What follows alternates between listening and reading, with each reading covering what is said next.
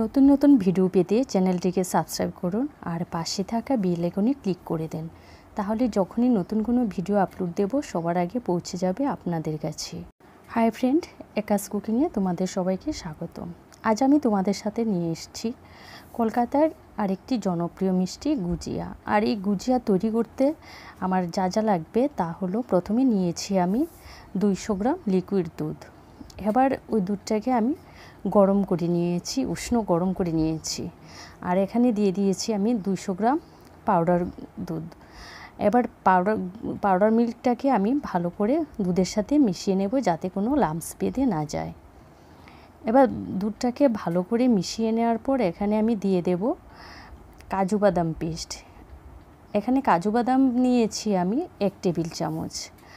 এবার কাজু বাদাম পেস্টটা দিয়ে দিচ্ছি আমি 1 টেবিল চামচ কনডেন্স মিল্ক।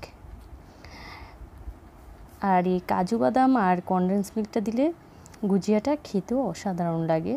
দিয়ে এবার আমি ভালো করে মিশিয়ে নেব আর দুধটাকে ফুটতে দেব ঘন, কারণ দুধটাকে একদমই ঘন করে নেব। এবার আর অনবরত নেড়ে যেতে হবে যাতে কোনো লাম্পস বেঁধে না যায়। এবার এখানে দিয়ে দিচ্ছি আমি 1 টেবিল চামচ চিনি। যেহেতু আমি এখানে কনডেন্স মিল্ক আর পাউডার মিল্ক ব্যবহার করেছি, তাই অনেকটাই মিষ্টি আছে, আর সেই জন্য আমি এখানে চিনির পরিমাণটা কম দিয়েছি। আপনারা কম বেশি পছন্দ অনুযায়ী ব্যবহার করতে পারেন। আর অতিরিক্ত মিষ্টিও ভালো লাগে না এই গুজিয়াটা খেতে, তো সেই হিসেবে মিষ্টিটা ব্যবহার করবেন। আর এই মিষ্টিটা খেতেও অসাধারণ লাগে, যেহেতু আমি এখানে কাজু বাদাম দিয়েছি, এর স্বাদটাও দ্বিগুণ হয়ে যাবে। এবার এই দুধটাকে কিছুই না, শুধু ঘন করে নেব অনবরত নেড়ে। আর এই অবস্থায় কিছুতেই নাড়া বন্ধ করা যাবে না। আর সবচেয়ে ভালো হবে যদি এটা একটা ননস্টিক প্যানে করা যায়। আর সাইডের দুধগুলো ভালো করে কাছিয়ে দুধের মধ্যে মিশিয়ে দিতে হবে, যাতে সাইডে কোনো পোড়া দাগ লেগে না যায়। আর এভাবে অনবরত নেড়ে যেতে হবে।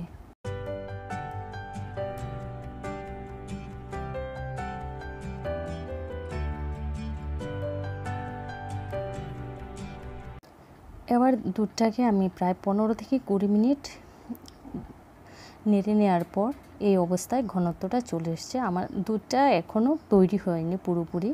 আমার যে সন্দেশটা গুজিয়াটা বানানোর জন্য যে দুধটার যে পরিমাণটা বা ঘনত্বটা দরকার, সেটা এখনও তৈরি হয়নি।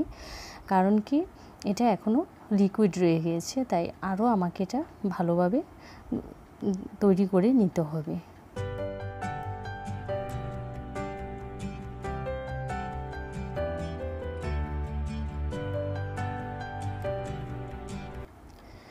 আবার 10 মিনিট নেড়ে নেওয়ার পর এই অবস্থায় এসেছে দুধের ঘনত্বটা। এখনও কিন্তু এটা তৈরি হয়নি, আমাকে আরও ঘন করে নিতে হবে। মোট কথা, প্যানে যাতে এটা একটুও লেগে না থাকে, আমাকে সেই হিসাবেই নিতে হবে। এই যে আমি যে নেড়েছি না, চতুর্দিকে লেগে যাচ্ছে, তার মানে দুধটা এখনও তৈরি হয়নি। এভাবে একবার চেক করে নেবেন, তাহলে আপনারা যারা বিগিনার তাদের জন্য এটা সুবিধা হবে। যারা নতুন তৈরি করছেন দুধের আইটেম এভাবে সন্দেশ বা কিছু, এই যে যখন প্যান থেকে এভাবে পুরো উঠে আসবে, তখন বুঝতে হবে যে এই দুধটা হয়ে আসছে। কিন্তু আমি আরেকটু ঘন করে নেব, কারণ এখনও অনেকটাই নরম রয়ে গেছে। তো এই যে আমি আবারও এইভাবে 5 মিনিট কষিয়ে নিয়েছি। তো দুধটা একদম পুরোপুরি আবার রেডি হয়ে গেছে, কারণ প্যান থেকে পুরো তুলে এসেছে। এবার আমি একটা প্লেটে ঢেলে হালকা ঠান্ডা করে নেব, কিন্তু বেশি ঠান্ডা করা যাবে না।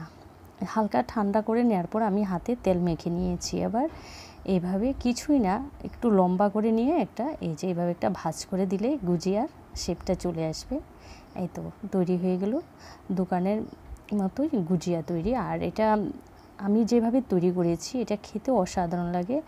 আশা করি বাড়িতে এই গুজিয়া তৈরি করলে দোকানের গুজিয়ার খাওয়ার কথা ভুলেই যাবেন আপনারা, কারণ এটা এতটাই সুস্বাদু খেতে। তাহলে একদম অল্প উপকরণে ঘরেই তৈরি করে নিতে পারেন দোকানের সাথে জনপ্রিয় গুজিয়া মিষ্টি। আমার এই রেসিপিটা যদি ভালো লাগে, একটা লাইক করবেন, শেয়ার করবেন, আর কমেন্ট করে জানাবেন কেমন লাগে। তাহলে বন্ধুরা, আপনারাও এই লকডাউনে তো সবারই মিষ্টি খেতে ইচ্ছে করে, তাই না? তো সুন্দর করে এই মিষ্টিটা বাড়িতে তৈরি করে খেয়ে আমাকে জানাবেন কেমন লাগলো আমার এই রেসিপিটা আপনাদের।